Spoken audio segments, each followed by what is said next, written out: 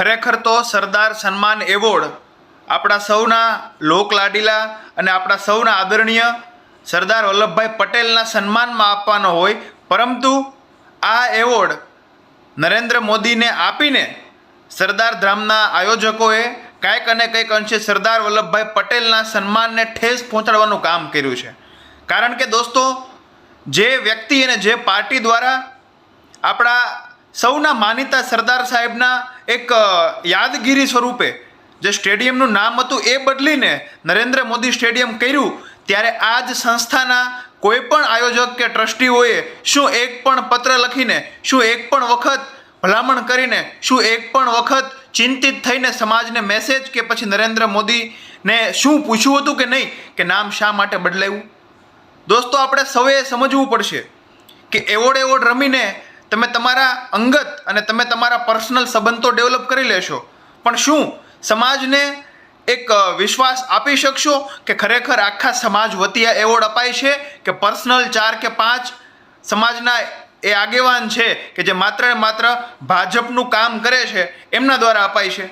પણ હું એમ કહું છું કે આ એવોર્ડ માત્ર ને માત્ર અંગત સંબંધ સાધવા માટે અને અંગત સ્વાર્થ સાધવા માટે અપાતો એવું લાગે છે. જો એવોર્ડ આપનારા અને એવોર્ડ આપવા માટેના વિચારનારા 3, 4 કે 5 આગેવાનોને થોડુંક પણ સરદાર સાહેબના વિચારોની હૃદયમાં હૂંફ હોત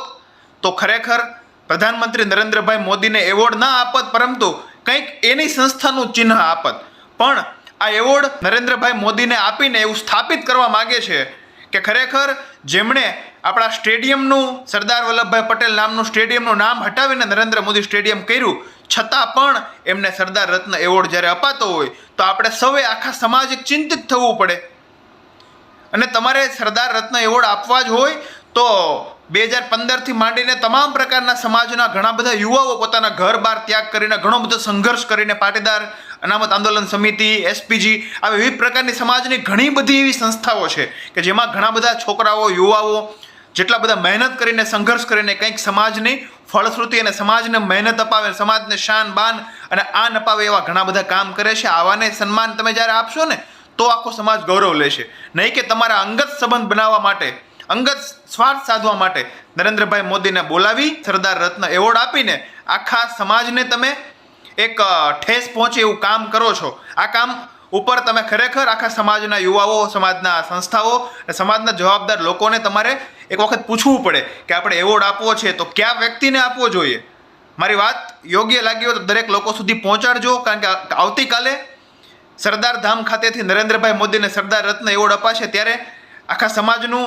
મોઢું ગૌરવથી ઊંચું નહીં હોય, ગૌરવથી નીચું હશે. કારણ કે જે વ્યક્તિઓએ ને જે પાર્ટીએ આપણા સરદાર વલ્લભભાઈ પટેલનું નામ સ્ટેડિયમમાંથી હટાવીને પોતાનું નામ રાખ્યું હોય અને એવોર્ડ અપાતો હોય તો કઈ મોઢે આપણે રાજી થવું?